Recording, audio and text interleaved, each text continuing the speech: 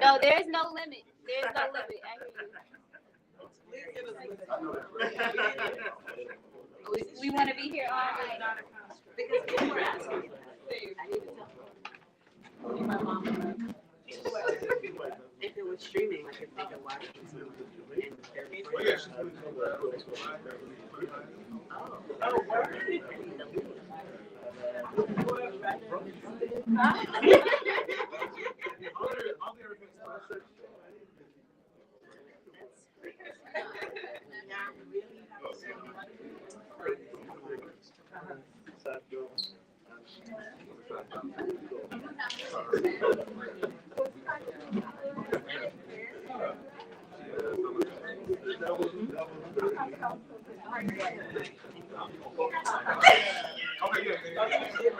Oh, no, I did not. I also agree.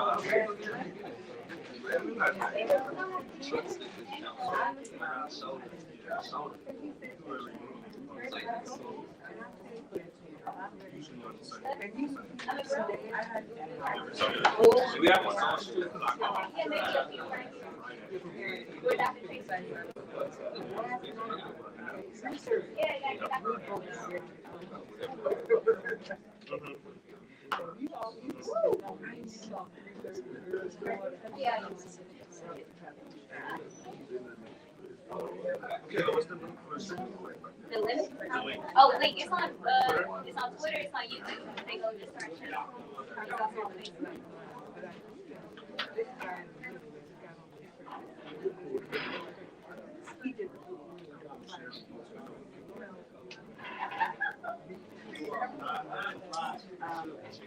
It's on it's like it's up on the Facebook page. Okay. I'm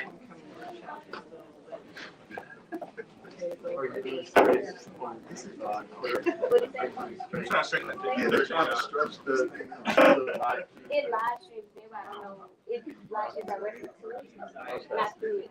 That makes sense. Okay, some of y'all are cut off. I'm sorry. So, James and then Akanke, will you guys answer if you're willing to like go in a little bit towards the center? Be closer? Yeah, a bit closer. Yeah.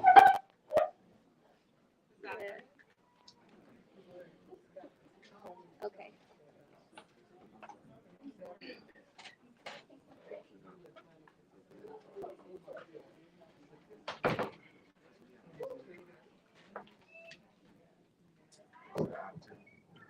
HU?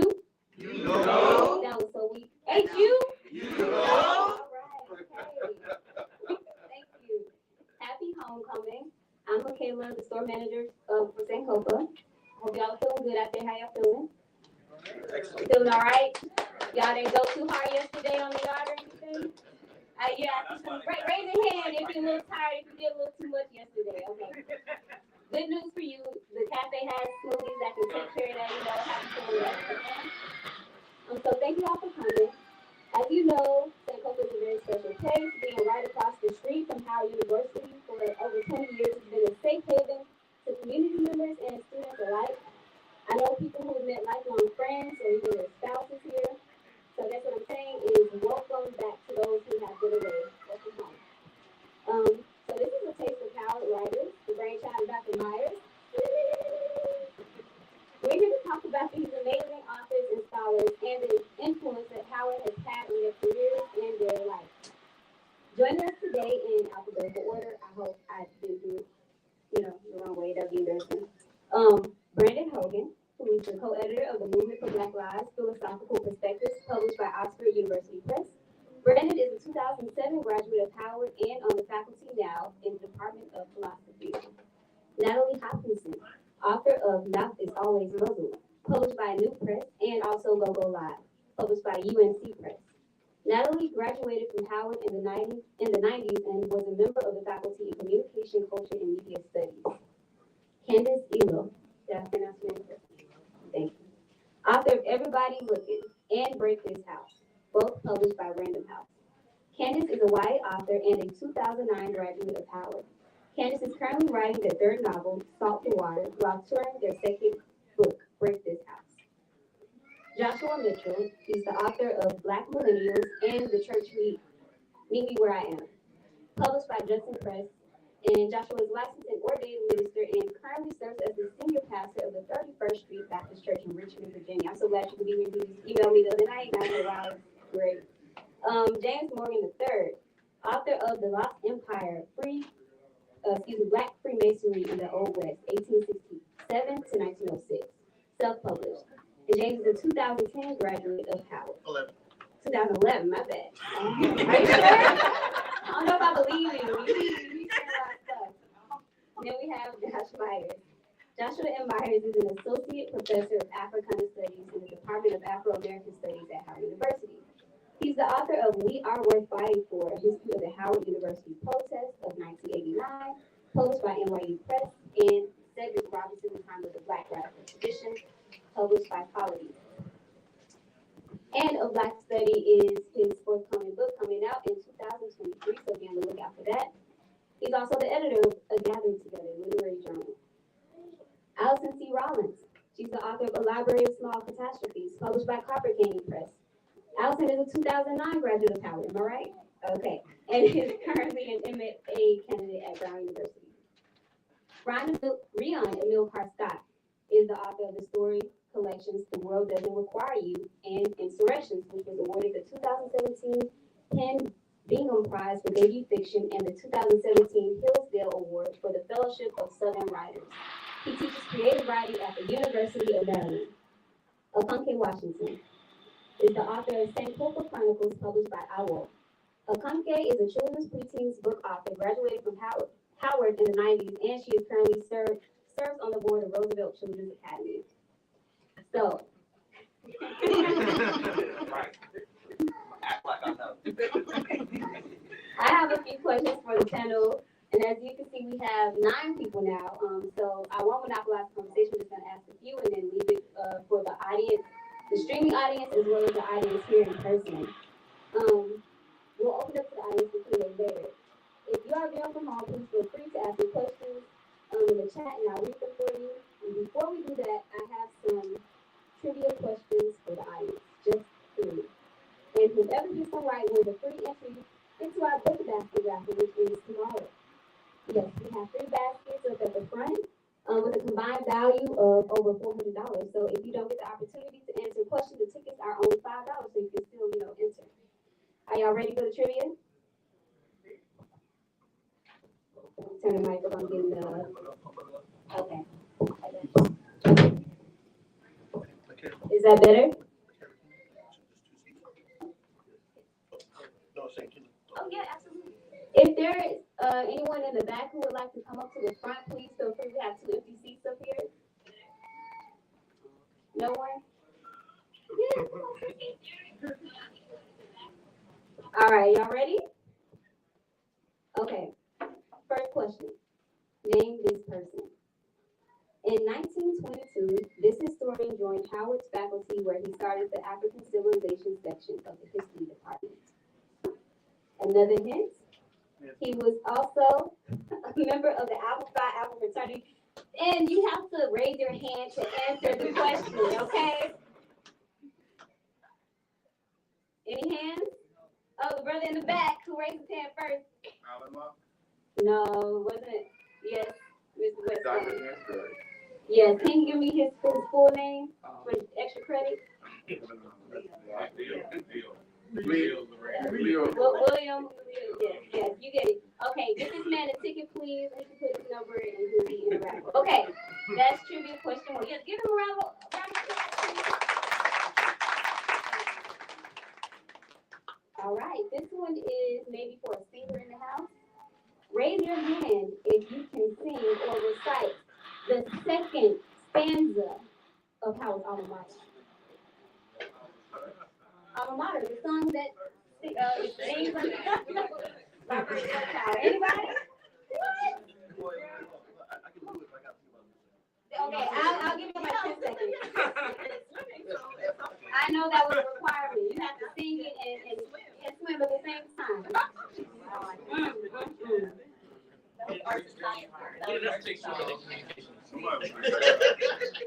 So we got internet. You can cheat. I'll allow it. Somebody look it up and sing the song.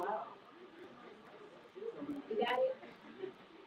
I got the words, but like I got them now. Okay, so just say the words. We got you. I don't know if anybody's gonna win this one. Okay, we're gonna move on to the next one. While we look at the lyrics. This one is super simple, super easy, and I will take 2 answers. Okay?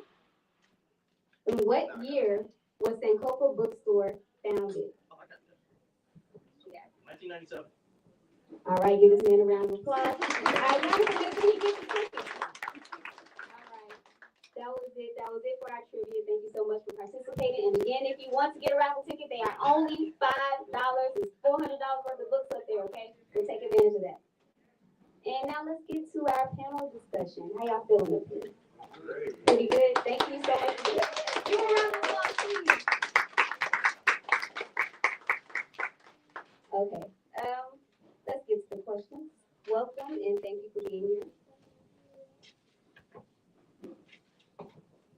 My first question is why? Let me give you some context. Between 1976 and 2010, HBCU saw a 47% increase in attendance. Everyone on this panel fits within that range until you just told me 2011 and messed it up. So my first question is, why did you choose an HBCU, and specifically, why did you choose Howard? Was there any family influence, or did you watch A Different World and you're like, yeah, I can see myself there? And I'd like to start with Mr. Akanke. Really?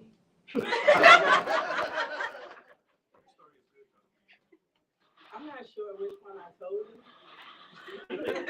But so it was a couple of things. When I was in high school, I took art classes at Fashion Institute of Technology, a college in New York. So I had already had some experience of being at a white institution, and I knew I didn't want that.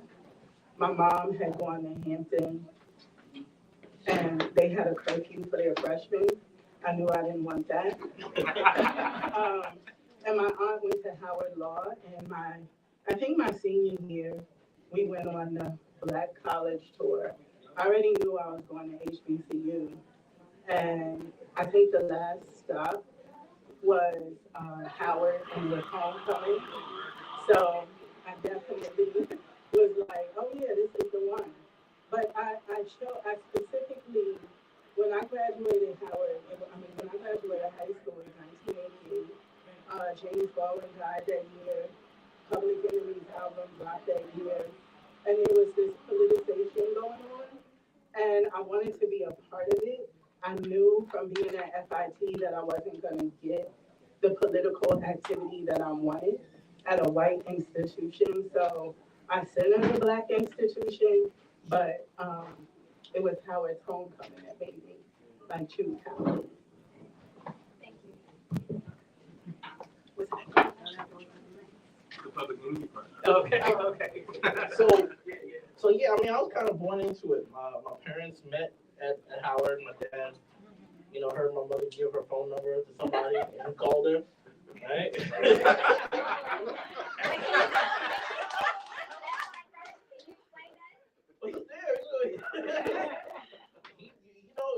My mother swears it was a setup. He'll never tell the true answer. So we'll never hit it. I'll keep asking. We'll never hit the true answer. But so that was I was born into it. My brothers, my older brothers went here, and I was in junior high when they were students. I used to come during spring break and hang out on campus. It just seemed like a real cool place, and it didn't hurt that it was a pretty campus. pretty people, pretty women on campus, and that was important to me at the age of 17. And it was, and I think the environment that I was in, the high school that I was in, kind of had this sort of unspoken idea that it just kind of felt, not oppressive is probably a bigger, too big a word, but it kind of felt, had this whole idea that it's kind of like all your life, you're being told subtly that you can only reach a certain level. And I think a lot of my friends felt that. All my friends went to HBCUs, either for undergrad or grad. So I just kind of wanted to be in an environment where I didn't feel that subtle push, the subtle push there.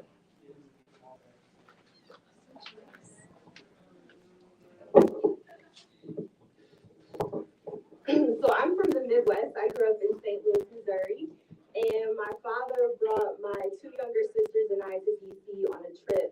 And I was like, this is the most amazing city I have ever been. I fell in love with the DC Metro. I was like, there's people speaking different languages. We went to Howard's campus. So these are the flyest people I've ever seen. I had worn uniforms from kindergarten through 12th grade, doing Catholic school education, and so the opportunity to express yourself through clothing, the way people just wore their swag, represented where they were from internationally, was incredible to me. And so I always would tell people, even before I even saw Howard's campus, that I was going to go to Howard.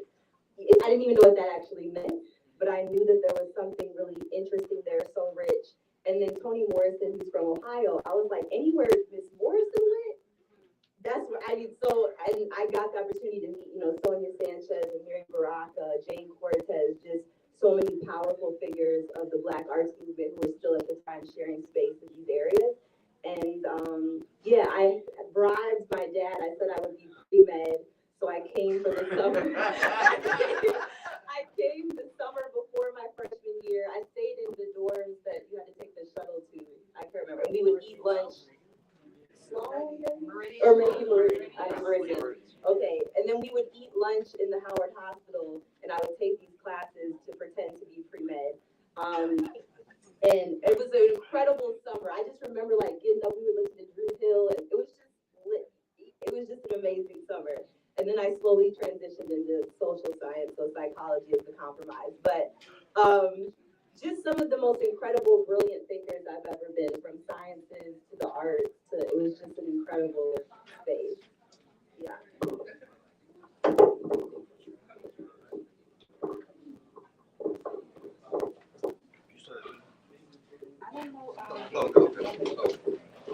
For me, the story goes back a little earlier than high school. I was actually looking on my phone as Akanke was speaking. I actually have a photograph from my first time visiting Howard. My godbrother, his name was Rollins Norwood. He actually graduated from Howard University in the class of 1998. While he was here, he was, I believe, he was president of the Muslim Student Association, led Kappa Alpha Psi fraternity, and all that type of stuff. And I just remember, Wally's a little bit older than me, of course, and so growing up, I remember myself and my god sister, we could never go in his room because he was always studying. He was always doing something. And eventually he left and came down to go to Howard and everything. And I remember coming to his graduation, and I can tell you right now, I don't remember every single person that I met, but I felt like everybody I met, my mother was telling me, James, you know what this is? This is such and such. This is such. And I was like, okay, I get it, Ma. Everybody Black, from Morgan Freeman to Father Abraham is here. I got it. Cool. And I got this, and I actually have a photo I pulled up on my phone that she took of me and my brother with Andrew Young, who was here that day. And I've had that photo ever since I was 8 years old, and I just remember getting this feeling like everybody who is trying to do something positive for Black people is at Howard, or they're coming to Howard. They're gonna, if they didn't go to Howard at some point in time, they faking the funk, and I don't want to fake the funk. And so when I was 14, I told my mom, I'm like, Mom, I want to follow what Wally did. I want to go to Howard. And I'll tell you the truth. My mother she wasn't against me coming to Howard, but she was like, oh, well, my mother's always an options person. She was very much like, well, look at this school, look at that school. I'm like, no, I'm going to Howard. I literally told my mother at 14, I'm like, I'm destined to go to Howard University. That's it. I don't want to fly nowhere. I don't want to see nothing else. That's it. And all these years later, here I am. So, yeah.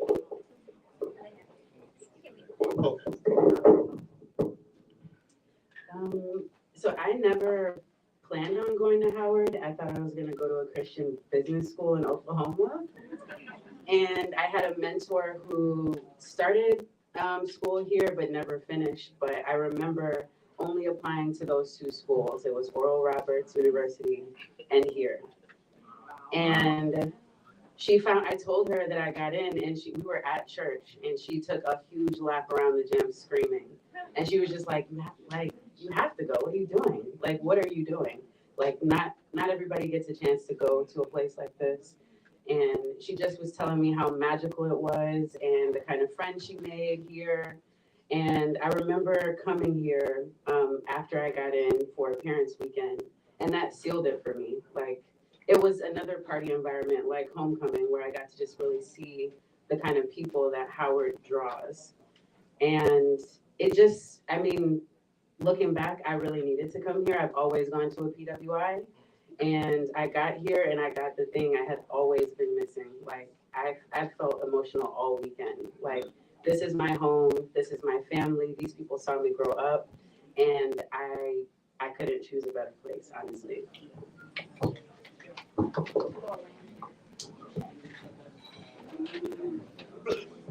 Behind you. All right, so basically there were kind of two streams that brought me to Howard. I was an athlete in high school and college. I wanted to wrestle in college. Howard had a wrestling team, no longer exists, but that was my one stream. The second stream was me being 16, 17 and becoming more and more militant. I remember in high school, they asked us to write a paper about a great American novel. All my classmates wrote about the Great Gatsby. I didn't write about a novel. I wrote about the autobiography of Malcolm X. So I just saw myself becoming more militant, thinking more about Blackness. So both those things came together. I visited. I was like, this is obviously my right choice. I applied to one of the schools just to make people happy, but like everyone else, it was the easy choice. I didn't think about it at all.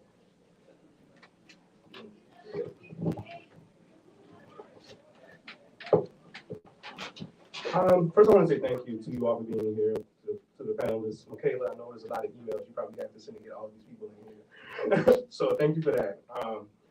And it's also, I'm already thinking about next year because we can do another 9 people. And then the next year, another 9 people. And then the next year, another 9 people. And keep going. Because there are so many Howard writers.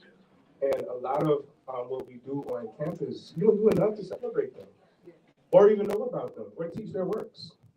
And so I hope that this event sparks more of that, because it's really critical. I know I have some students here, to show our students that this is the world that you can inhabit, right? And so to that question, I grew up in Orangeburg, South Carolina, and I might be one of few people that knew Howard only by the reputation of its football team and its band, and nothing else.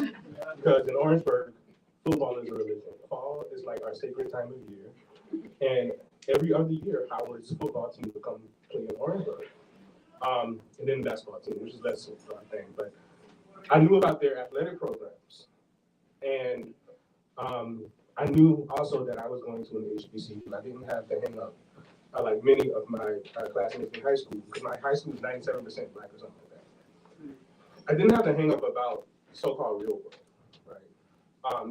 I know what people say, right? You have to encounter the real world, and what they mean is encounter whiteness. For me, I knew that I wanted to be around Black people, but when I got to Howard, it was because I looked up and got a National Merit Scholarship. And Howard still has a program where any Black person that gets a National Merit Scholarship is for a ride. So that's how I got here. It was pure chance, pure luck, or we can say ancestors. But that's really how it turned out that way. I just knew I wanted to be around Black people, and I also wanted to be kind of far away from South Carolina at that point in my life. And so that's how it happened. But the real story is what happened when I got here. So.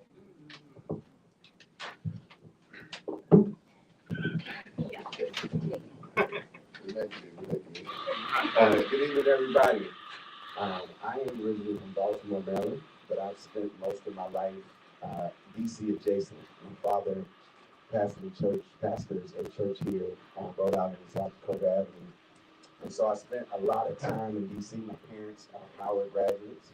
So I wanted nothing to do with Howard. I wanted nothing to do with DC. I wanted to get away and thought I was going to Hampton.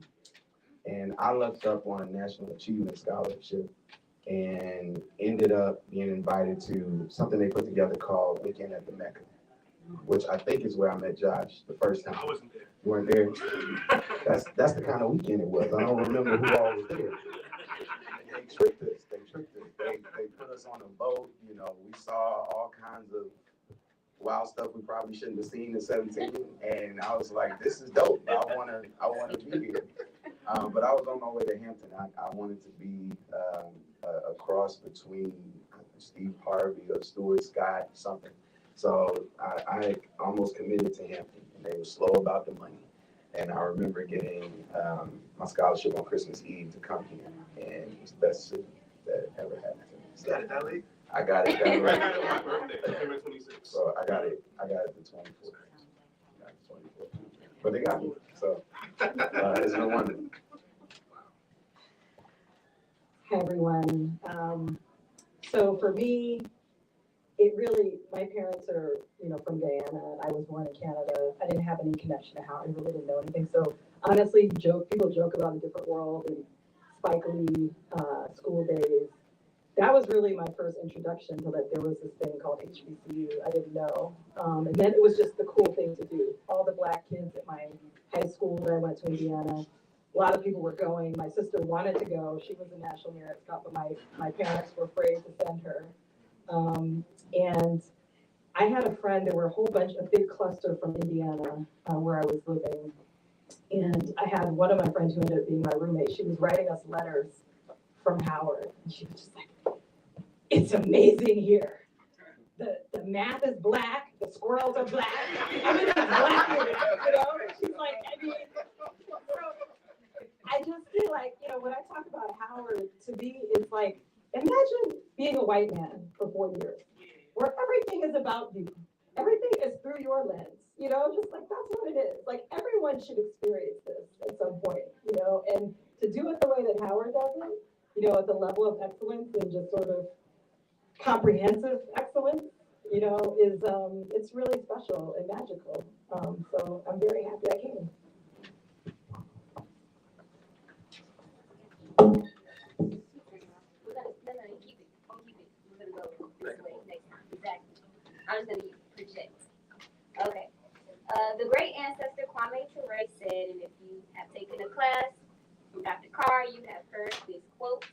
At Howard, on any given day, one might meet every Black thing and its opposite.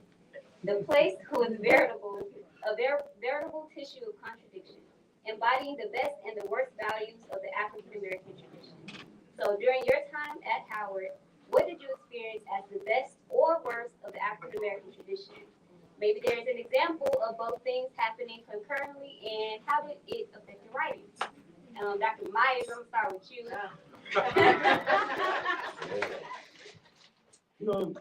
When I was last year for Scholar Hour, we talked about a lot of the worst, right? So I'm gonna talk about some of the best. I think one of the things I was thinking about as we were thinking about this event is what happened in our composition for honors class. Y'all remember that? I think I don't know if Josh was in my class, but you definitely took it. I know Alison was in one of my classes, right? And when I look back at it, 17 years later, this doesn't happen. Being in the academy for the last several years, and so our freshman year, freshman comp, we were given Toni Morrison's Beloved. We were given James Baldwin's Blues for Mr. Charlie. We were given Octavia Butler's Kindred. We were given Dudley Randall's collection, The Black Poets. We were given all of this stuff immediately.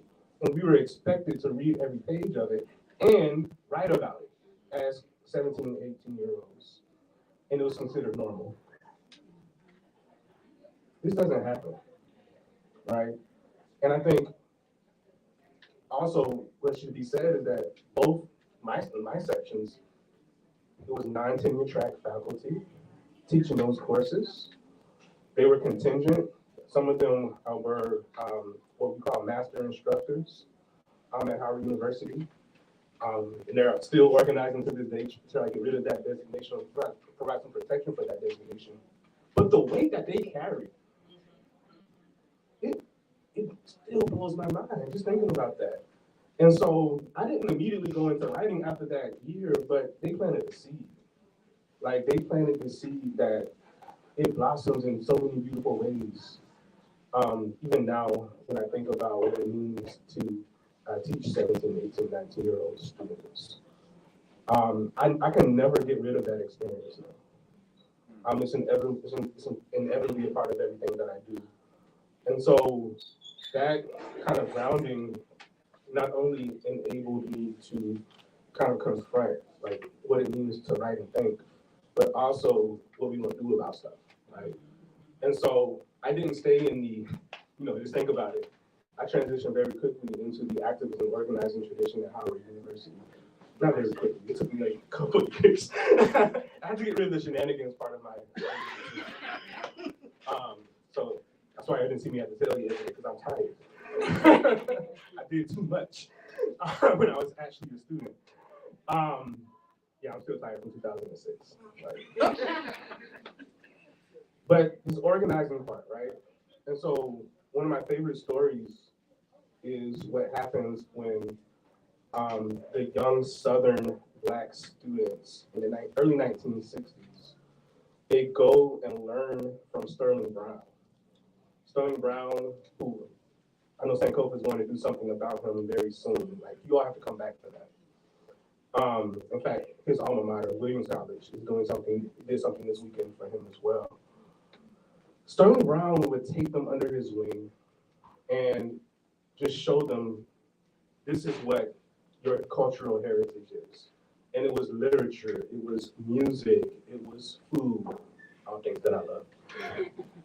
And this was extracurricular. This was not something that they did,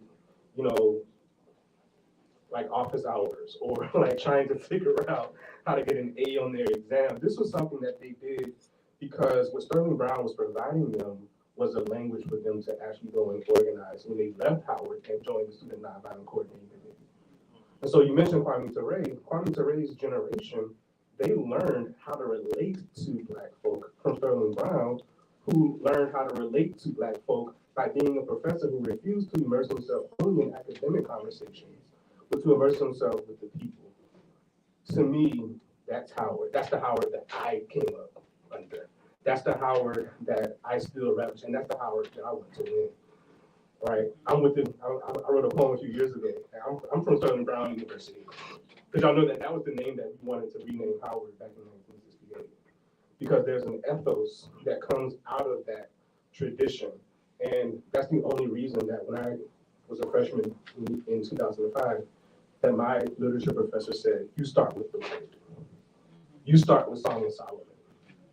You don't start with Shakespeare here. Okay?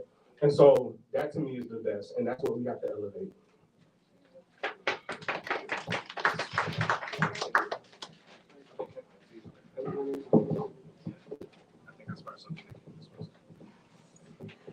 So I think often about the fact that I don't know if it was my freshman year or not. I think it was either sophomore or junior year.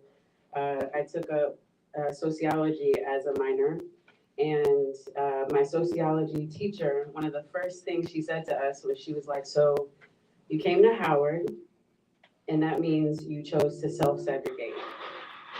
And we were all really offended by the word because in the past, like possibly a lot of times in like, just in common areas, like you hear the word segregation and it's considered like a bad thing. And we were all like, no, we didn't, we just went, and she was like, that's what you did though. Like you decided to come study on a Black campus for a very specific reason, and that's fine. You can choose Blackness on purpose and exclusively as long as you want. And so I feel like I wasn't really thinking about being a writer when I was here, but when I left, I think I really started pursuing it when I was 25. And what I had made I made this decision from the very beginning that I was going to be writing to Black children.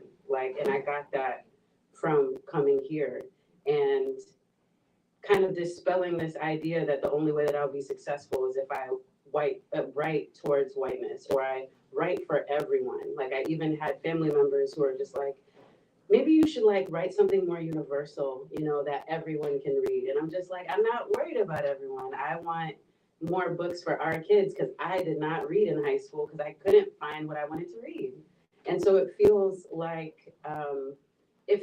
like I'm following in a lot of large footsteps when it comes to just choosing Black literature, choosing to write it specifically, write our stories, and not trying to, I don't know, like you were just mentioning Shakespeare, like usually like the default is white classics. And I really want to create more of like Black literature for the kids on this campus to have and to find. And I'm really thankful to that teacher for saying like it's totally fine if you came here to be with us and not worry about them for a while. Like that's fine. That is a great idea. And I think it's a great idea. You're safe here. Like we can have conversations that you might not be able to have at other universities.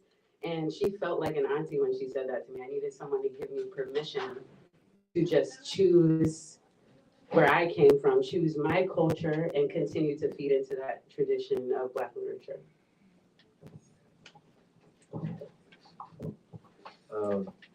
So shout out to Kwame Ture. I always have to mention he's a philosophy major at Howard. So picking up my department. I think one thing that was really exciting to me, going out into the world doing philosophy in the master's program and the PhD program, there's a notion that philosophy is for white men. I just never had that notion because all my philosophy professors were Black. We read a diversity of authors, but I never had a notion that philosophy was a white thing. I think they helped me as an author in the sense that I just felt free. I showed up, I'm gonna say what I'm gonna say, I have the confidence because I went to Howard, and I show up in any space, I'm like, I'm gonna do me. And I think HBCUs in general give you that. Morehouse, Spelman, like, there's a different way of being when you come out of HBCU, even if you're in a discipline that's considered white, because you make it Black just by, right, you being there. I think too, outside of the HBCU world, we care about, or people talk about diversity.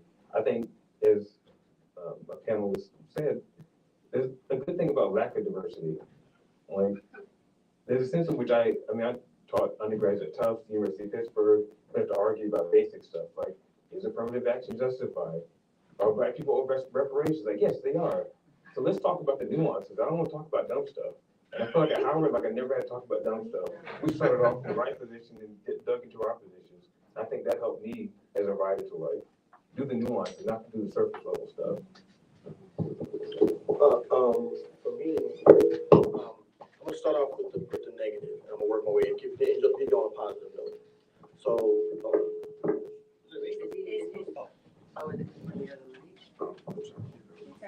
turn that one on. Is that better? Better? It might be On the speaker? I would have like this. That good? All right. So, a quote that I've heard Dr. Carr say quite a bit is one thing about Black folks break your heart. so some things that you see at Howard, whether it's other students now at the alumni level, and especially the administration, will break your heart.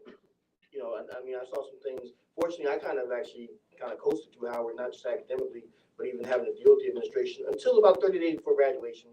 We won't get into that right now. So my degree, if anyone's counting, keeping score, my degree says July 2011, not May, but leave that as it may.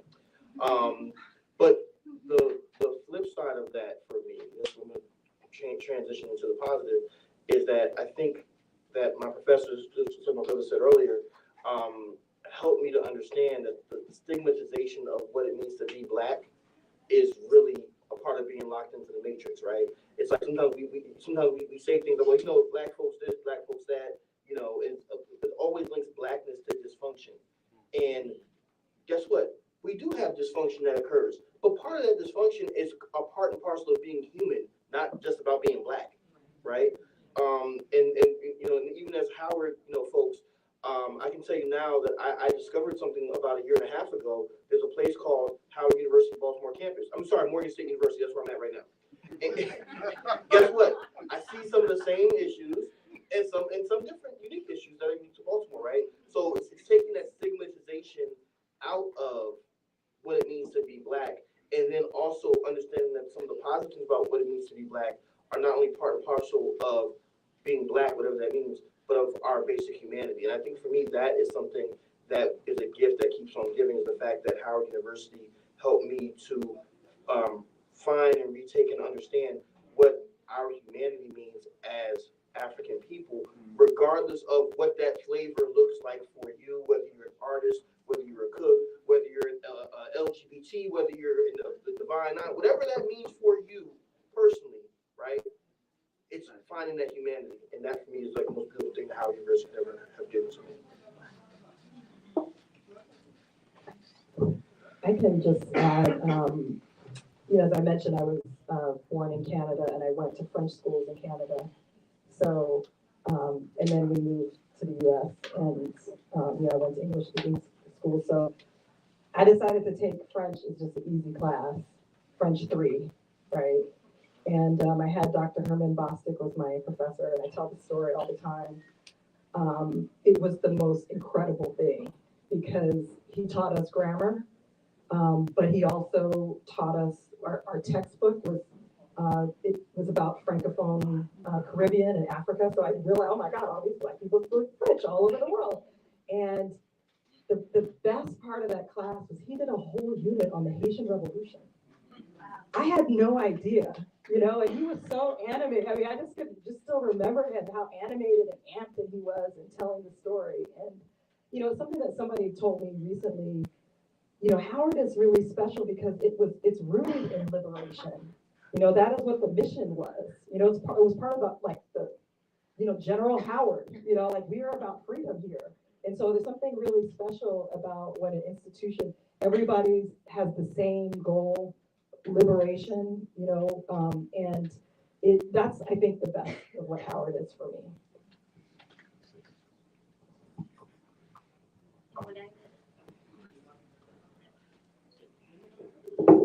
So one thing that I love about Howard is that it starts with excellence as a default, and you are going to be excellent. From the first day, from orientation. This is what we're going to achieve. You're the leader. You're excellent. You're excellent. This and that, excellent. And you start carrying that around. You have no idea. You have no choice but to believe it and to try to live up to it. I remember I was teaching at Bowie State University. One day I just sat down. I said to one of my colleagues, I was like, "How come no one's telling these students, these Black students, that they're leaders and that they're excellent?" And he was like, "I do." And I was like, "Yeah, there's no reason why I can't do that." But two people in an institution doesn't change the institutional culture, right? The institutional culture of Howard is you are here because you're excellent. You can continue that excellence, and I carry that when I'm slipping. That I'm a son of Howard. How could I slip like that? And my second semester at Howard, I had no Black professor, and I was just like, how did this happen? And so when I was making my schedule, we used to have the books. We used to have to look through the books, and I feel like I'm old saying that. We had to look through the book and find the professor. I said, I'm going to make sure that doesn't happen. Let me find an African name. The likely that person is going to be Black. And so I signed up for this guy named Dr. Coggle, Dr. Lawrence Coggle. Man, lazy 18-year-old me would not have signed up for Dr. Coggle if I knew anything about him. And he, sat down in class. He was like, "You're going to write 10 articles this semester, and you're actually going to go out into the community and interview people. And you're going to have to go to Southeast. It's like, one of your articles can be interviewing your colleagues on campus, but the rest of them, you have to go off campus." I was like, "What?" And he's like, most people, don't pass this class on the first round. I was like, "What?" and so, I went out there and I started doing the work. I, took the train out to Southeast, interviewing kids in the schools, and that was, showing the steps to excellence. It wasn't just the rhetoric. The rhetoric was good. The rhetoric was important, but it was like, these are the steps you have to take. You have to actually, put in the work, and, when I'm reading, hundreds of books, hundreds of short stories to write one short story, that comes from that time period. And let me tell you about back in those days, we had to, at the end of the semester, you had to look up and see your grade, right? And I was a horrible student. My dad can tell you, I was a horrible student, except for this time, right? Because everybody, there was one A, which wasn't me, one B, which was me, and the rest were C's and D's. And it was because I went out there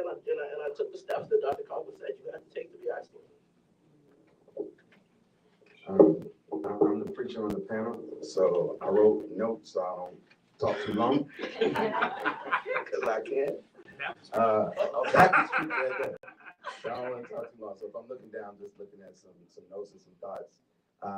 The worst of it, we have been accused of being elitist, and we have been accused of being a bit exclusive. And I saw that as a student at Howard. I know that, I feel that, I was part of that in some ways, depending on what organizations you were a part of. But the flip side of it for me, the best of it, was coming into the knowledge that Black genius is approachable and Black genius is attainable. I was in the School of C, School of Communications, and in the Annenberg Honors Program. And this was the honors program for the School of Communications. I was the only male in my class, and we had to do this thesis, which I don't know why I would sign up for that willingly, because I didn't like to write. And I had a professor, Dr. Chuka, who read the thesis and said, "You're going to do doctoral work." And I don't want to do doctoral work. I want to be a journalist. I want to be on TV. I want to be on the radio like Michael Basin, the bad boy radio. I'm on WHBC. I'm trying to be Incense and Candles. It's your boy Jay Smooth on the ones and twos. I'm ready to do it. I was going to throw preaching away. I just wanted to be on radio. And he saw that 17 years ago or 15 years ago. And the way that Howard, you have professors, you have people who can see you and speak to you and say you can get it too. Before you think about writing a book, or that you'll be a professor somewhere, or whatever the case may be, that it is attainable, but it's also approachable. As one who is in Black theological spaces, I'll never forget being at chapel brunch across the street. They used to have brunch at the chapel service, and Dean Richardson would bring in the best and brightest theological minds in the world. And I'm sitting there as a senior, wanting to go to Atlanta, wanting to go to Emory University, and that's my next move. And Dr. John Kinney is there. And if you don't know sort of Black theological minds, he's like at the top for me, and some folks who are living. And he just puts me, I'm eating my bacon, y'all. I'm just eating my bacon. And he takes me from my seat where I'm eating my bacon, and he literally puts me next to John Kinney and said, "He's about to go to seminary. You need to talk to him." And that day, I get a scholarship to go to Virginia Union. I haven't left. I got my doctorate there. I met some of my best friends there. I'm back teaching there. Because for Dean, it is, we're not just bringing these people in for you to see and admire. I want you to sit with them. I want you to talk with them. When Dr. Jeremiah Wright would come to campus, same sort of thing. And so whatever your discipline is, whatever your place of interest and area, I think that Howard provides that, and it gives you an opportunity to touch folks and feel folks, and just giving them an HU, opens the door for a conversation and a relationship that may last 17, 30, 50 years later. So that's what I was thinking. I love that you mentioned, is it Brandon? Okay, it's my first time meeting you. I love that you mentioned the word nuance, because some of my highlights were like, I took Taekwondo as one of my gym requirements here. Like, we had an African brother teach, like we were in there trying to do the crunch, and it was a hard class. It wasn't like you needed to do the routine. Like we had our the outfit. We had all the gear.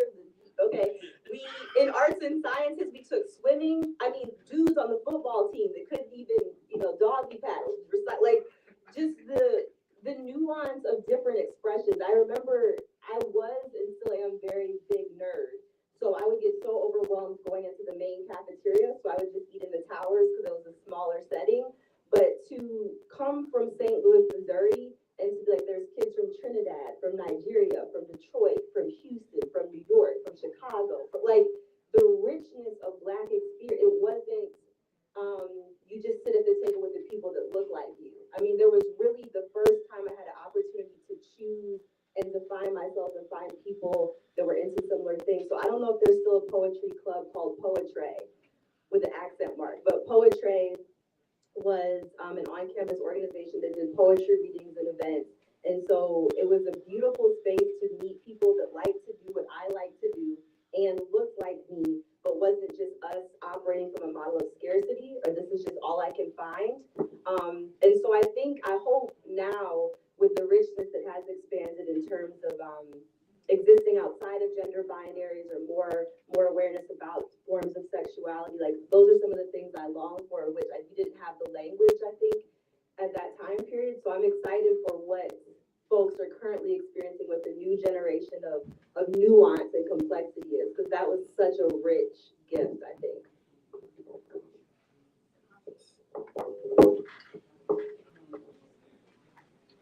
So, y'all said so much. Yesterday, I taught a class for public school teachers on the African-centered practice of teaching towards liberation, right? And one of the things we talked about is intuitively knowing. So when I was in high school, I intuitively knew that I love Black people and I wanted to be around Black people. But it was at Howard that I learned all the reasons why, right? I learned all the history, the culture. I pushed back on the lack of diversity. It is very diverse. There's African people from all over the world. And it just gave me all the language and the experiences of why. I told y'all I came to Howard. I wanted to get involved in political activity. I graduated in 1988. And it was a politically hot time. So I thought I would come here and get involved in the anti-apartheid movement.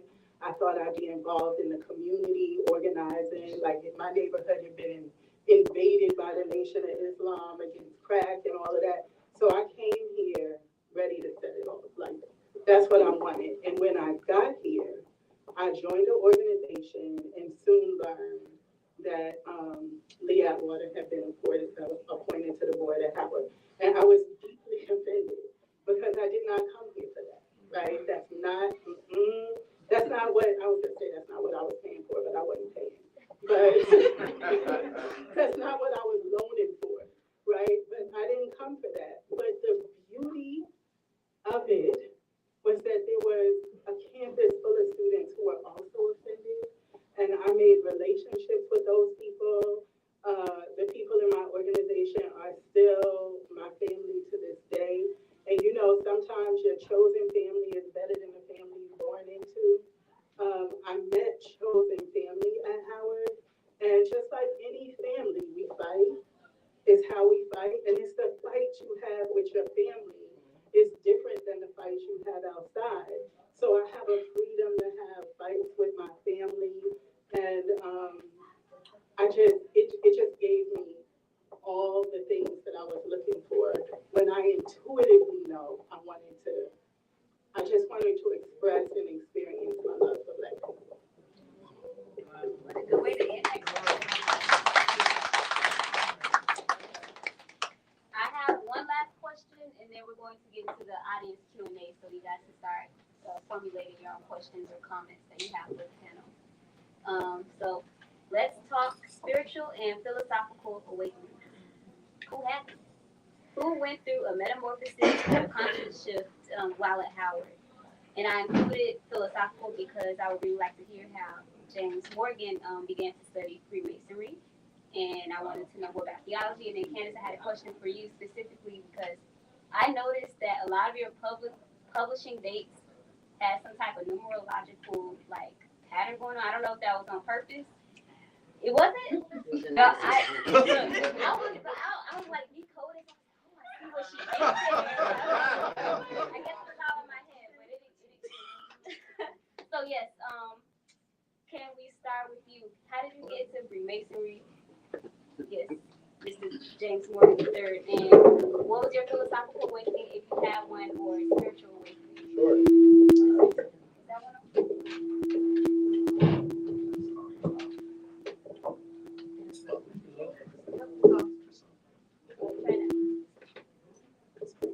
All right, better? All right. So, real quick, before I answer your question, I just want to say one thing. First of all, my brother, what you were saying about your experience in school communications, I was getting ready to get the offering plate because I had the same exact experience with and everything. So you got a new deacon on the board. Yes, So, sir.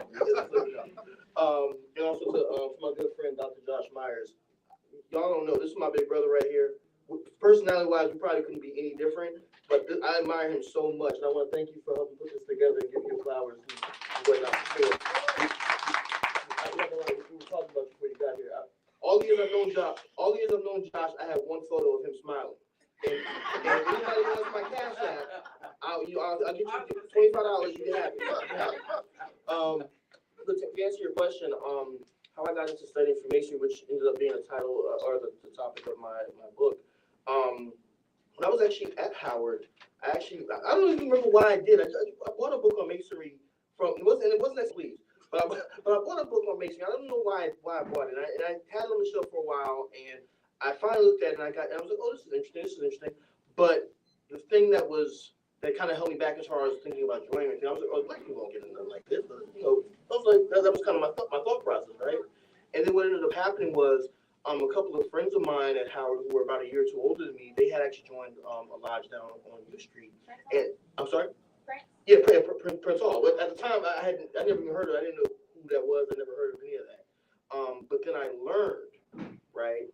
And one of my friends, Brother Renata Goldstone, who I think graduated a year before I did, or 2 years, he had recommended to me to go up to Founders and find a little book called Prince Hall Life and Legacy by Dr. Charles H. Wesley.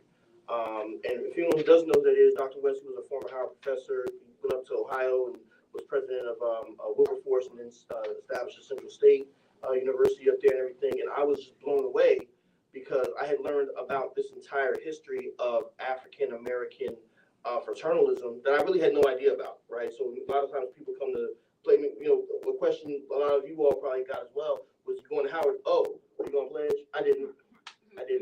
But I really got interested in this tradition and in this history. And I always tell folks, I think it's probably in the book somewhere. I said to myself back then, I felt like I had found an inheritance that no one told me about, because there was all this, not just the Masonic, like the secrets and the ritual, all that type of stuff, but just the history of this organization. I just thought it was fascinating. It was just really fascinating to me. Little did I know, and again, going back to what Josh said earlier about ancestors, little did I know that this was also in line with my own personal, I guess you would call it awakening in a way, interest in genealogy and family history. Years later, come to find out, I'm a 7th generation Prince Hall Mason. I never knew that, right? And so I remember the first night that I went down there and did all the secret stuff I can't talk to y'all about. My brother Mark right here in the front with me. I remember having an experience. I'm like, I've been here before. I've seen this before, but I hadn't. But like, there's certain things and certain aspects of that over my life where I was just kind of gifted in that regard. And at the time, I was like, oh, maybe just come, I'm just nice like that. Well, I am nice like that, but I'm nice like that for a reason. And it's not really has really little to do with me. It goes again back to ancestry, genealogy, et cetera, et cetera. And I think again, one of the values of a place and an institution like Howard, I can't be up here and not mention Parliamentary Society. I can't not do that because that was also a space that I really grew and evolved. Also, I helped get the Nation of Islam Student Association reestablished at Howard. So we had the power study groups up on campus as well. And I remember we did a lot of collaborative work. I remember we were in Cook Hall one time. Matter of fact, just a side note, we were in Cook Hall. We did a joint event where we did we did a marriage workshop. So somebody mentioned about finding your spouse earlier. We were talking about that back then as 18, 19-year-olds about if you find your spouse, what you gonna do with them, right? We did some fun stuff, but then and how do you do that in an informed way, right? Like, so we were thinking about that on that level, and even the Pan-African Youth Summit. I can go on and on, but long story short, I felt like I had found this inheritance that I just didn't know about, and the more I learned, I realized that it wasn't just something like for me and my membership or whatever, but I really wanted to kind of help explain and expose. Like, I'll just give you one example. If people know about Brown versus Board of Education, right? That's simple. Anybody know how it got paid for? Anybody want to take a guess? Real quick, just 5-second crash course. Thurgood Marshall actually served as a co-counsel for a similar case in Oklahoma with another lawyer by the name of Amos T. Hall. He impressed Amos Hall so much that Amos Hall asked him, he said, brother, I think you have enough talent to really push a case to the Supreme Court. What do you need? Thurgood Marshall said to him, he said, brother, I need some money. The NAACP needs some money. Where are we going to get it? Amos Hall was also the Grand Master of the Prince Hall Masons of Oklahoma and the president of the Conference of Grand Masters. He ends up getting Thurgood Marshall, convinces him to join the lodge. He gives several presentations to the Conference of Grand Masters for each state. What they do is they start taxing all the lodges. That's why if you go to any Prince Hall Lodge today, if they were around at that time, they're all members of the NAACP. So you're talking about over $350,000 back then that's raised from this organization. No government money, of course, no government funding, nothing like that. That's something that Black folks did. Now, I'm not trying to recruit nobody to join the lodge or no Star chapter or anything like that. That's your own business. But my point was, look at the self-determination of our ancestors, regardless of what institution that they were in. So my point, I guess my message, and I'll just pass the mic, is that we've been doing this. We've been self-determined, regardless of what flag or what organization it is. Our ancestors have been doing it. It's our job, again, to carry that torch forward and pass it on to that next generation, regardless of what your philosophical underpinning is. That, to me, is, if you're not doing that, then, I don't know why you came here. I don't know why you're here. Unless you're trying to learn how to get down. Then, that's my 2 cents.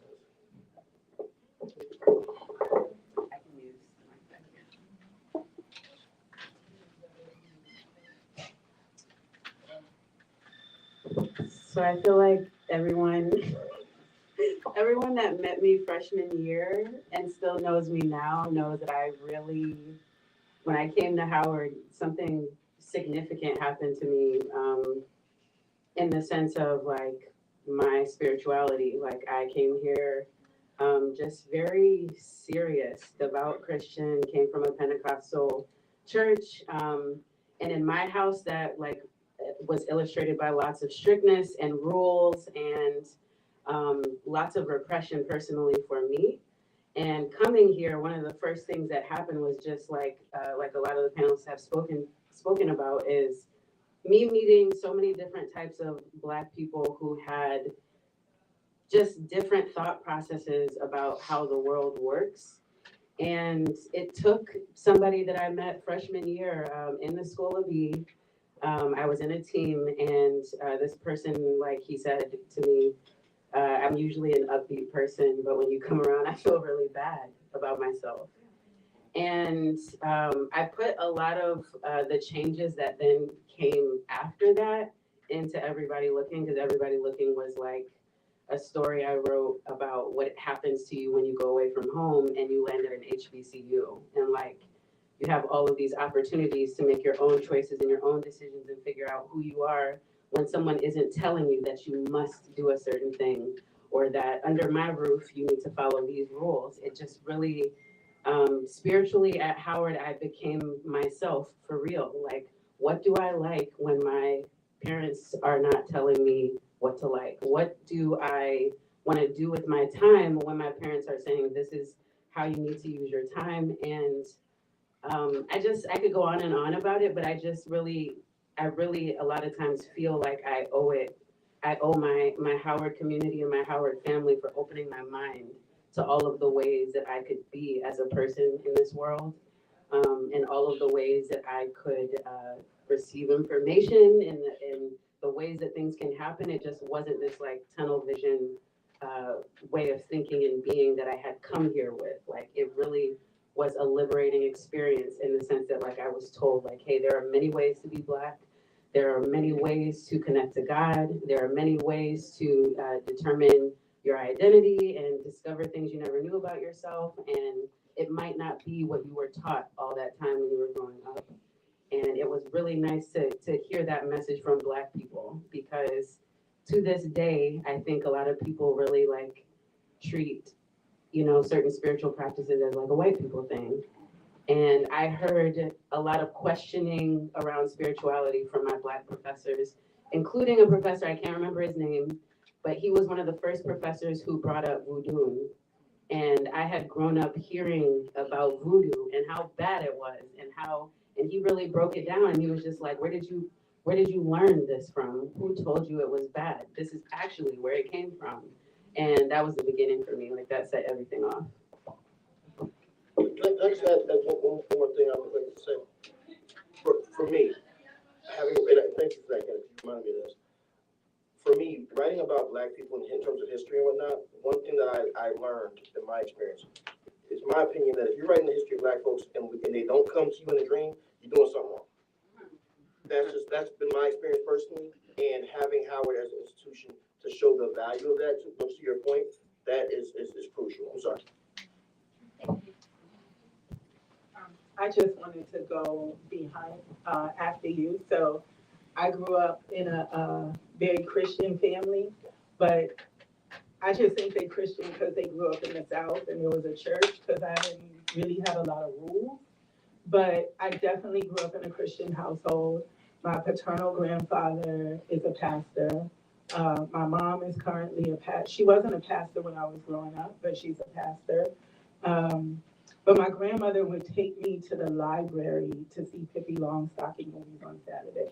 I loved it. I wasn't mad. I loved Pippi Longstocking. She was rebellious. I loved it. But the library had a section on like metaphysical books and religion. And for some reason, that section seemed forbidden.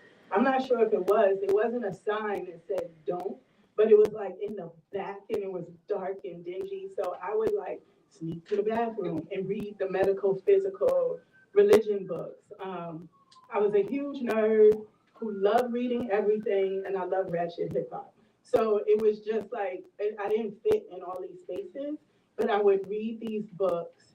And then I got to Howard, and I was in Douglas room 119, and that condo said 16. They changed the room number. Okay, I was thinking that 116. Is it 116? Okay. It's not 116 now.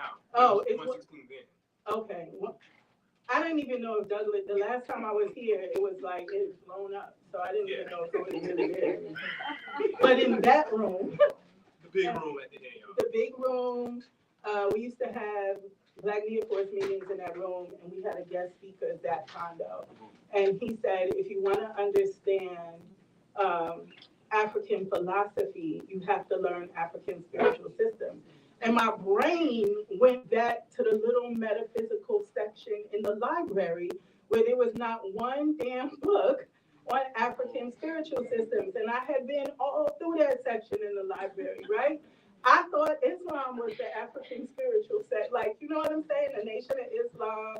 I really thought that was it. And I was so stunned. I was like, but I read all the books and they weren't there. So I went to him and I was like, how on earth do you study that? Like, where is it? And he told me to go down the street to, it was Watoto then, it's Nation House now, Independent African School, Watoto, and was full of Akanke priests. So I went to that school, right? I went there, like, teach me all the Black spiritual shit, right? What you got? Teach me. Between there and Ujumashule, I met Akanke priests. So currently, I am a initiated priest of Ifa, but it started on that journey. And, you know, my daughter's an initiated priest. Ifa is the lens through which I see the world. Like, it just is. It has impacted my life so deeply. I don't know how I would have parented or grown or evolved without all of the ways in which I can consult and get wisdom from my ancestors. It's just like, it's my happy place. But it started in that room. It started in that room.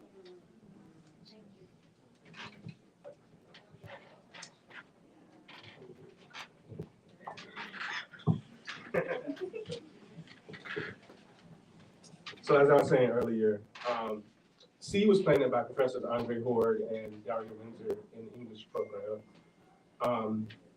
Then I went back to doing what I was doing. And then I took, and everybody has kind of this story, I took Grant Carr's Introduction to Afro-American Studies course my sophomore year. And the course was good, I got an A, but then we just went to South Africa. And so I spent 3 weeks in South Africa with Dr. Carr and Dr. Williams. And that sort of set the philosophical and political trajectory of my life ever since. Deepened my commitment to Black people in that moment. There was something about being in South Africa that allowed me to see the whole African world. including my own experiences growing up in South Carolina.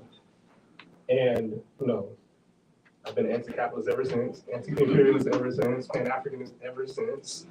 Some people talk about I went through a phase in college. Yeah. It's not a phase if you, it wasn't real if it's just a phase, right? And so this is me, this is my life. And Black people, right, as Tony K. Martin once said, are my business. And that was rooted in that particular moment at Howard. And so when we got back from South Africa, I was stuck because I'm in the School of Business, so I can't do this all the time, right? And so I ended up joining the Kwame Race Society for Africana Studies. And so KTS, very much represented in this room. But we're in the hundreds. I actually did the numbers in terms of like the people that are going through this organization. But I have to shout out Stephanie Tisdale, Melvin Barole, Ava Kinsey, Courtney Gerrois, Natalie Pierre, Michael Leek, one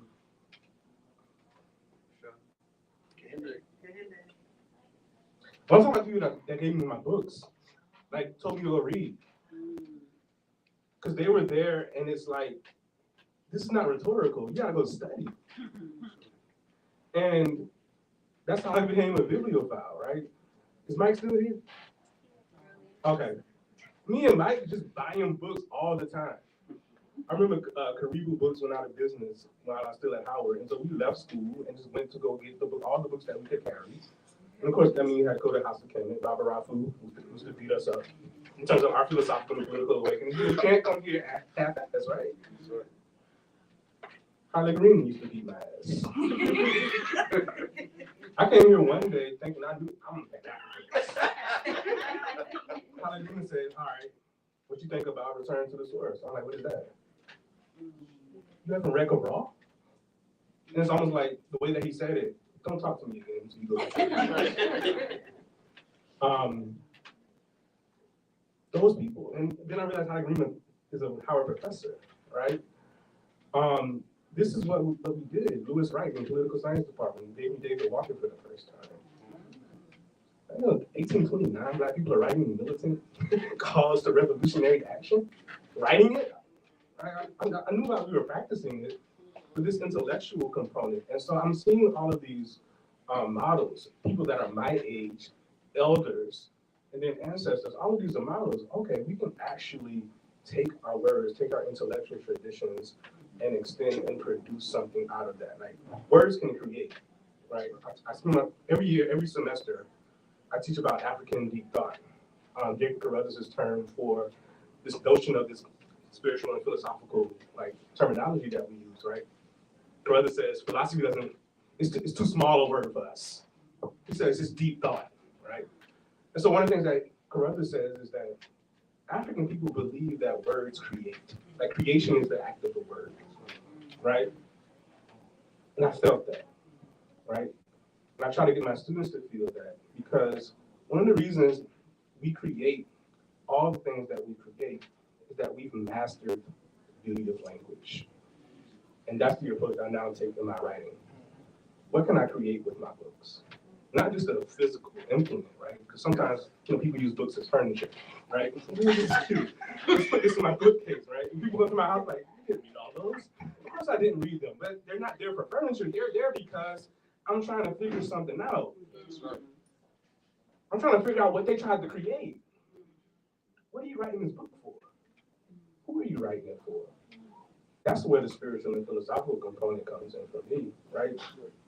What can we create out of our words in the deep ancestral tradition, right, of using language to do something in the world, to reach something in the world?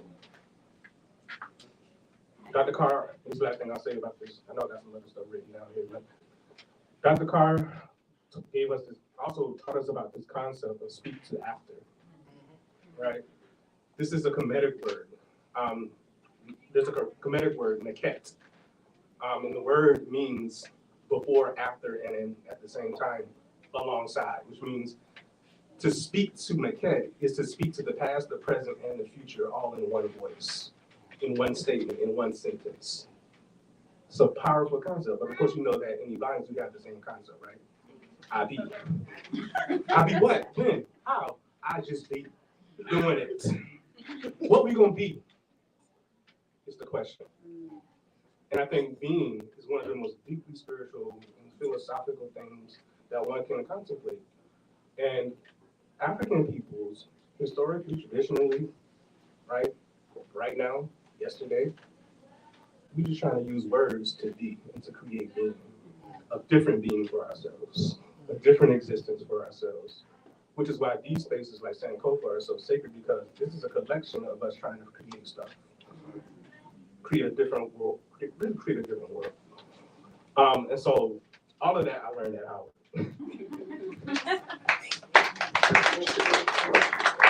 Let me build on that idea of creating a space that creates something. So my story is everything I write takes place in this fictional town called Cross River, Maryland. And the history of that place is that it was founded after a slave revolt in 1807. And that's it's an imagined slave revolt. It didn't happen. And I created that concept after Howard when I was in grad school. But it's very much rooted in Howard. It's very much rooted in, I wouldn't call it necessarily an awakening, or it is kind of an extension and a deepening of what I've always what I had been doing, what had been instilled in me. When I was growing up, my parents had all these books in the basement. A lot of them dealing with Black philosophical thought. And I spent a lot of time reading those books and thinking that I understood, what was in those books, half understanding it, because as the writer Kiese Leman said, if you only read a book once or twice, you haven't really understood it. But when I got to Howard, that kind of that sort of kicked into high gear. I started reading, a lot more. I started getting deeper and reading those books and other books and everything that was thrown at me. I remember being in the bookstore and I'm buying books for other, the classes that I wasn't even in. Actually, I still do that. I teach at University of Maryland. I still go in the bookstore. I'm buying books from classes that I'm not even teaching. And I remember reading, thinking that I'm so radical or whatever, and reading Mary Baraka's memoir. I think I got it here, as a matter of fact. And I remember reading his whole chapter on Howard and how bourgeoisie he felt it was. He went here. Right? He didn't graduate, but he went here. It's like, oh, he's attacking me. Yeah. The whole idea of the Cross River Saga, the whole idea of the slave revolt, it started in an undergrad library. I was constantly writing these stories, and I just couldn't finish. I couldn't get over the finish line, and I said, Rion, if you want to be a writer, you actually have to finish a story. And so I sat down and I said, I'm going to write this story to the end, no matter how bad it is, and it was bad. And it was called The Legend of Old Cigar, and it was about a slave revolt. And I remember I was supposed to be studying it, but I wouldn't study. I would go to Founders or undergrad library. At the time, undergrad open 24/7. I don't know if it's still open like that. We used to call it Club UGL because people in there, they were partying, right? At 1 o'clock, that's when it was lit, right? But I was in there writing my story, and I was like, I gotta get to the end of it. I don't think I ever reread it, but it was about this slave revolt. And so I got to the end of it, and years later, when I started thinking, what am I going to write about? And I wanted to write about the DC area, and I read Edward P. Jones, and I was just like, this guy has the DC area on lock. I got to create something myself, because I can't write it as well as he can, but I can create something, that no one else can write better than I can. Edward P. Jones can't write Cross River. No one can write Cross River than me. So that's very much rooted in the idea of Howard, an idea of a space for us, a space where we get to figure things out, and we can work things out, and that's still the framework that I approach my work. To write my work, I have to read a whole lot. I have to not just for research, and that's important, but just picking up the styles and picking up what everyone has done and building off that. this is the crucible that idea and that concept was built in, and it came before, right? Those books, dealing with Black political thought, they weren't in the basement because for just because, right? They're in the basement because that's what was instilled in my parents, and they left it laying around for us to pick up and read.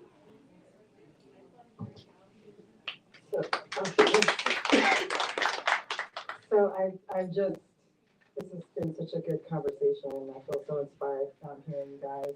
And I have similar experience. So the Kwame Therese, that sounds amazing. I don't know that I remember that. For me, my community was the Hilltop. And so we had our own reading that we did. Outside, there were no classes. We got into David Levery Lewis. We got into when Harlem was in vogue. We would be up late drinking,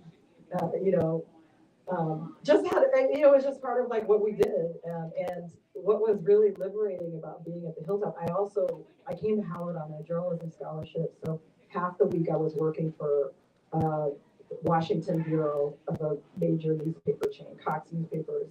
And then the other half of the time I was, at Howard and in the Hilltop. And I just remember how powerful it felt to be an editor, right? I was an editor at the Hilltop. We would sit around the table deciding what was going to happen, and things that were jokes the night before. So like I remember the NAACP had this thing where they did a mock funeral for the N-word.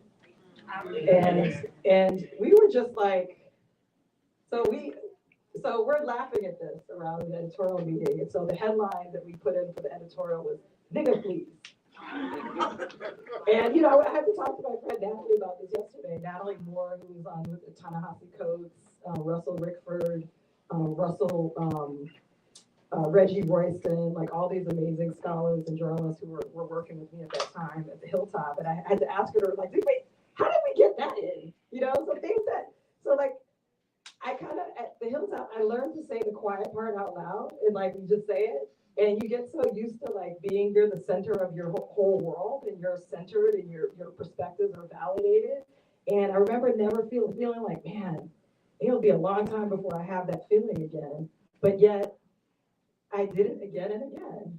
I was an editor at The Root. I was an editor, I got done, we organized the writers conference. We decided, it really empowered me in a way, and it used to get me in trouble. Like my first job, I was at the Washington Post, and I was covering arts and leisure.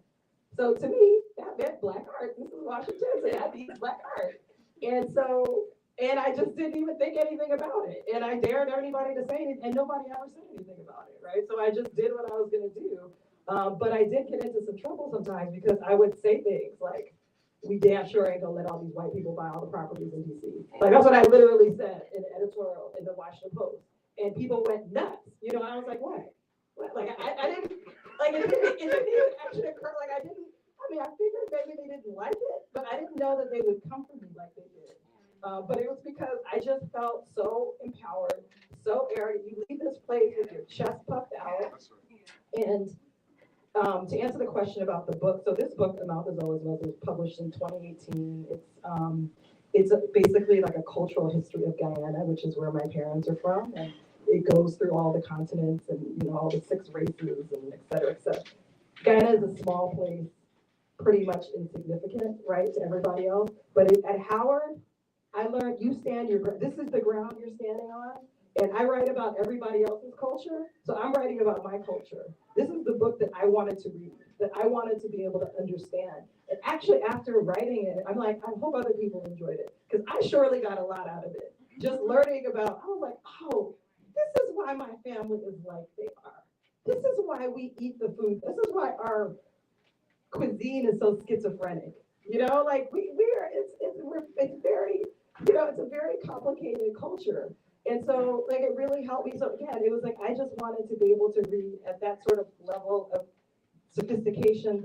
The books that I really enjoy reading are deeply rooted in history. They're deeply contextualized. They also, incorporate current art and current personnel, current movement, so it's just the thing that I wanted to read. And that's why I wrote it. And so, and I just really feel, I'm grateful that I was able to do it. And I'm gonna do it again. I have to decide what I'm gonna do again with the next one is, because I have so many. One thing I didn't say, Kwame Ture Society had a column in the Hilltop. It was called Kwame Speaks. And that's where all of us got our first, probably public writing done. I know it's my first public writing. Mine too. Yeah, and so that tradition is really strong, and that fed into the Liberator magazine, which is a Kwame Ture Society publication as well. My first probably national writing. And so it all comes out of this same incubator. And I also have to say, just for the documentary record, Dr. Williams kicked my ass too. In terms of craft, how do you compose? Yes, Dr. Dana Williams. And so I'm still scared to send stuff there. But she helped me like take the idea into actual presentation. The question of form, the question of how to do something. I don't know what I'm talking about. So I think about this question about spiritual awakening as a child of the Black church, and who is now a institutional keeper of it in some ways. And for me, I think what Howard gave me was the seeds to remain a son of the Black church when both the church and the Christianity I had failed. So I came to Howard super, the only word I can have is white evangelically influenced Christian guy. And when I first got to Howard after freshman week, because that was an experience, but after freshman week, I kind of doubled down on whatever I thought that was supposed to mean. And so I was in every Christian organization that you could name, Impact, Christian Brothers United. I joined the Christian fraternity, and I was about that life. We were out. We go in front of the strip club and we would step about Jesus. We wanted to save you from the church work that you put on yesterday. We wanted to get you out there. That's no slight to my brothers and sisters, but that's sort of what happened. And then I found that that sort of white evangelical Christian faith I've been passed down wasn't sufficient for me. There weren't enough answers to the questions that I had.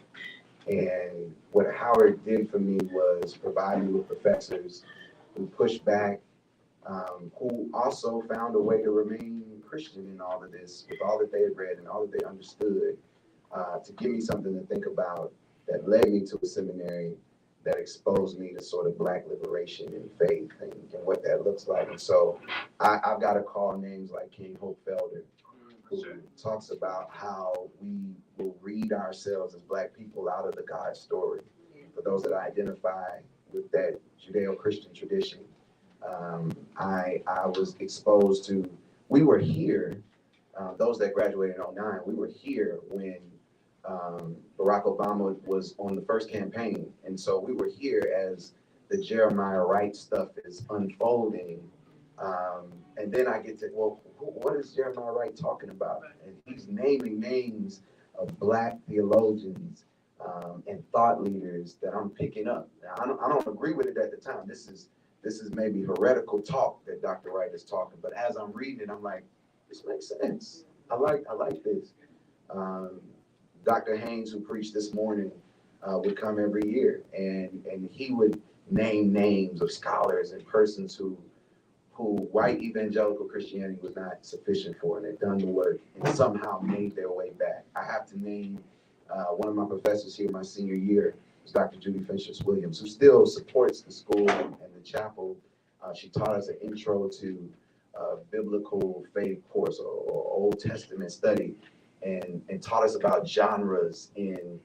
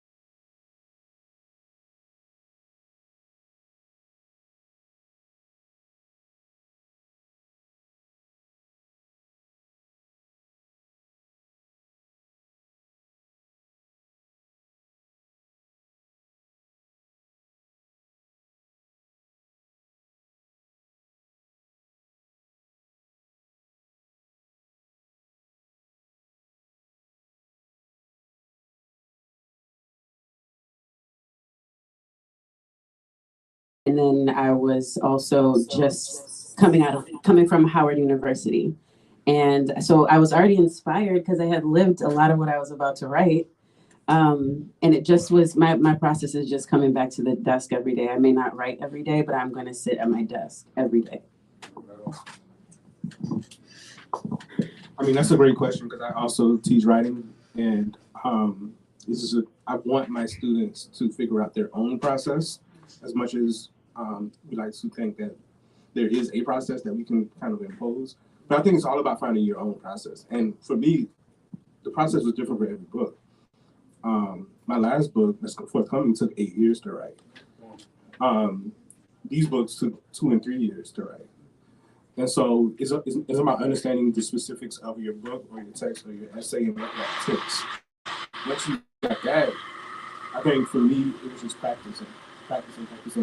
And my personal practice was elevated once I started doing retreats. And so I had to get away. I had to displace myself. I had to be somewhere that's not familiar, somewhere that's slightly uncomfortable too, for me to actually allow that part of my brain to register things on the page in ways that I know is going to say what I need to say.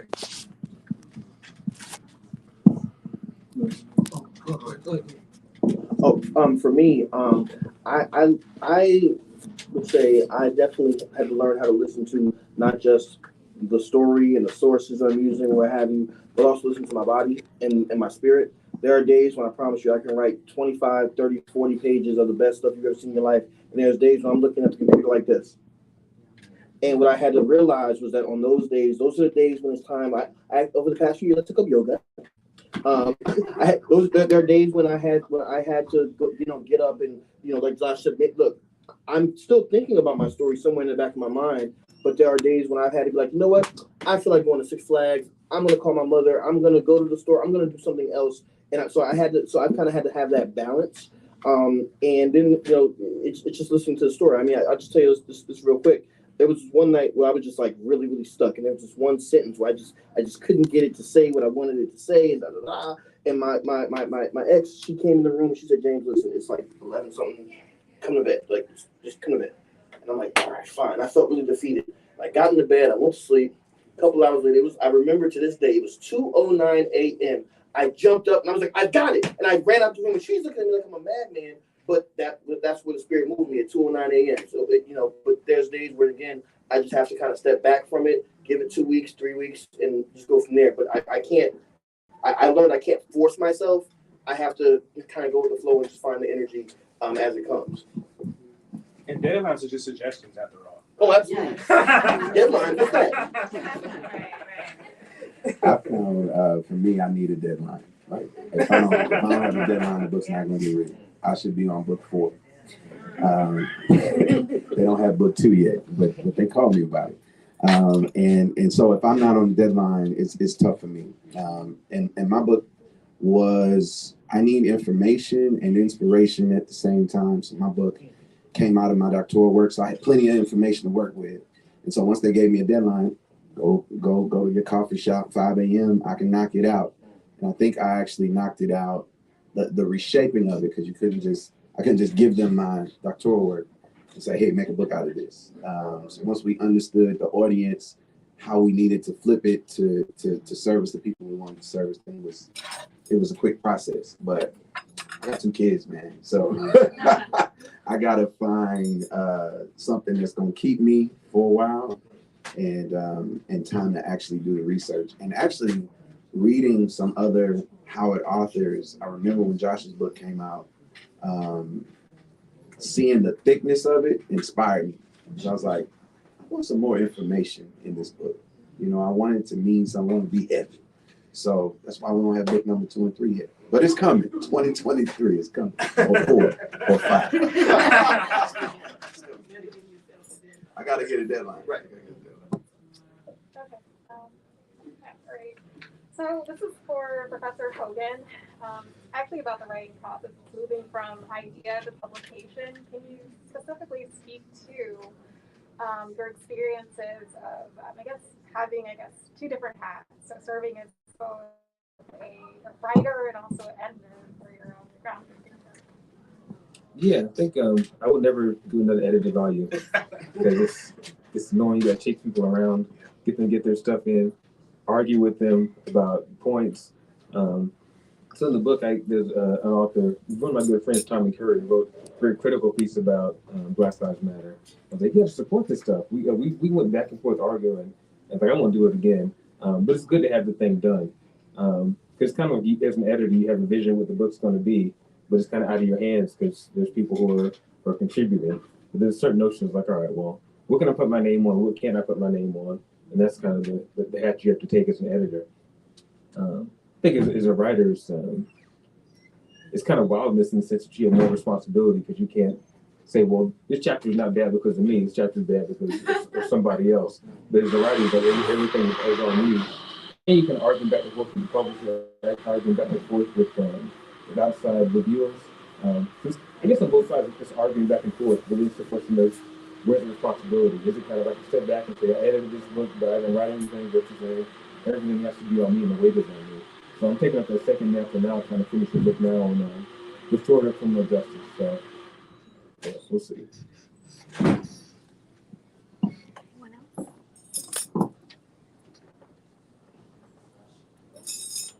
Any more questions? Okay. Well, with that, I want to know, did the panel want to leave the audience with any words, any quotes from your books, or any advice for current Howard students? I have one. If there's any aspiring authors out there, whether you decide to go, I went self-publishing, so I'm not sure what everyone else did, but whatever route you decide to do, learn the book and publishing business. Learning how to write, knowing how to write, being creative, whether you're doing history, philosophy, poetry, whatever it is that you're doing, art, learn the book and publishing business. I mean, I'm with Josh. We can be anti-capitalist all day, but I'm telling you right now, like, you don't want to go into debt trying to get that piece out either. So I would just highly encourage that. That's a lesson that I had to learn myself, and I'm thankful that I learned it and have been able to have some financial success with my book. But definitely learn the business side as well as the creative, political, all the other stuff we've been talking about. Make sure you learn that as well. Because, for me, it felt good when my book first came out. I remember, like, when I started getting my checks and stuff, and I was like, oh my God, I can pay the rent and not touch my 9-to-5 money. That was a really good feeling, right? So now that gives me the space to not only create more, but also to think about how can we help get Black people a little more free, right?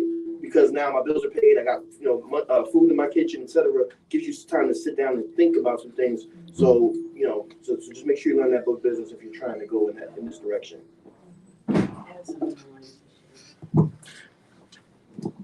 So I brought my chapbooks with me for comfort today because I had been reflecting all weekend on what it meant for me to be here.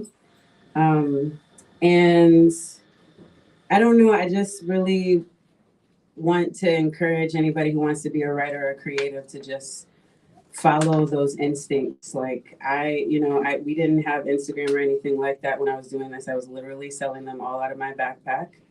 And I didn't know where it was going, but I had a lot to say and I had a lot of feelings. And my advice is a little bit opposite of what yours was. Like, I really believe in being recklessly believing in yourself. And like, I was investing in these, like, no publisher really did it for me. I had to put my own money into the pot until I got the opportunity to have it done like this. And this was my practice.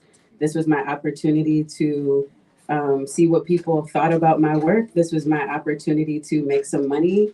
And I don't know. I want to say that I feel really grateful to have gone on this journey and to be here right now. I'm probably going to get really emotional later on today thinking about this. But being a writer is really special. Being a Black writer is really special. Like, you are behind a lot of really amazing people. You're following a long tradition, and I don't know, I can't even put into words the feeling is right now, but I just want to share that I feel deeply proud of getting to do this on this campus and be with these people and to feel like I am a part of something much bigger within me. I wanted to elaborate on that. For me, I've learned a lot through failure. There are many more mistakes and rejections that are the product of this book than the book itself. And so something that's been really liberating for me is to have a much more expansive definition of writing. And so if that's calling and caring for my grandmother, if that's showing up for the people that I love, if that's making a dentist appointment, if that, like, I needed to have, as the eldest daughter, as a female identifying person, there's a lot of weight, a lot of expectations, a lot of economic expectations in terms of my ability to care for myself, provide for myself. And so I think to your point about not forcing it, things seem to fall into place the more that I, in some ways, let go. I've recently started a practice of metalwork and performance art, doing things with my hands. Training Brazilian Jiu-Jitsu is something I did for a period, not forcing the writing. We were at Temple together. I dropped out of a PhD program in English, so I did all of the coursework. I've done a lot of the right things or the traditional routes, and often they were not serving me. And moments when I just was able to let go were moments when things became actually more productive. But in a capitalist context, so much becomes tied to having some type of legible product. And you don't get points or credit for engaging in self-care, which has also become quite empty, like this notion. But I really do think a more expansive, keeping myself alive, learning how not to survive, but just thrive is my writing practice and process. It's not always legible or commodified in that way, but I really do feel like it's important to invest in a more expansive way of being in the world as a writing practice. So I would say, so W.E.B. Du Bois has this thing about like the values that, not even values, principles, concepts. You need better. English doesn't help you here. He said there's three things that if you seek those three things, you'll be fine. Beauty, goodness, and truth. All right, that's what life is. Life is beauty, life is goodness, life is truth. And so if you as a writer aren't seeking those three things, then perhaps you should. And maybe that will be the thing that helps you create. Now, I have 4. So for me, faith, like it can be done. I had to know that I know that it could be done in order for me to do what I've done. And that comes from faith. Humility. I'm not the last person that's going to get to tell these stories. I'm not the only person that's going to tell these stories, right? Community. Do it with other people. Think with other people. This isn't about individual genius. As Cedric Robinson once wrote about Du Bois and others, his genius was derivative of his people. Writers, our genius is derivative of who we write for and whose stories we tell. So community. So my final one is love, right? Practice love, create love, write love.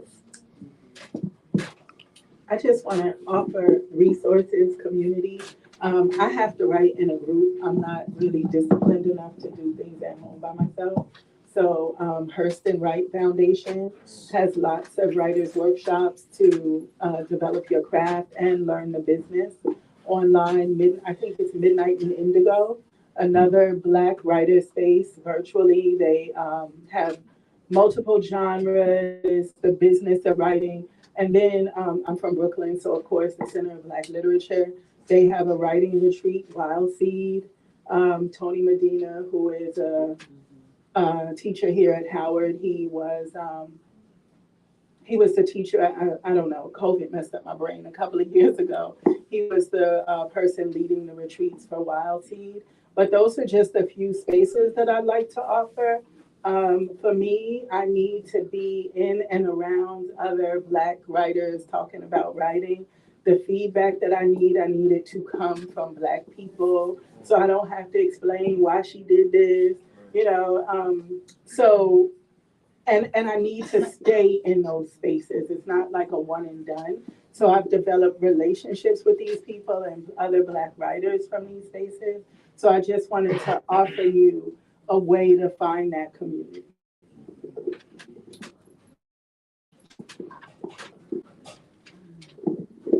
Yeah, I guess we only thing I have to say is, I had a professor who used to say, read as much as you can, write as much as you can, live as much as you can, in that order. And that's the ethic that I try to live by. I want to lift one of my teachers, the late Dr. Katie Geneva Cannon, womanist scholar, queen mother, who used to tell us, do the work that your soul must have. And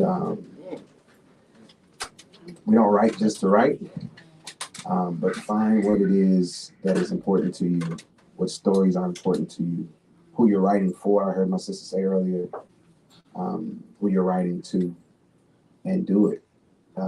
I hear Dr. Myers talk about that faith, that it can be done. When we were living in Cook Hall, I don't know that I would have seen sitting in Sankofa 17 years later on a writer's panel.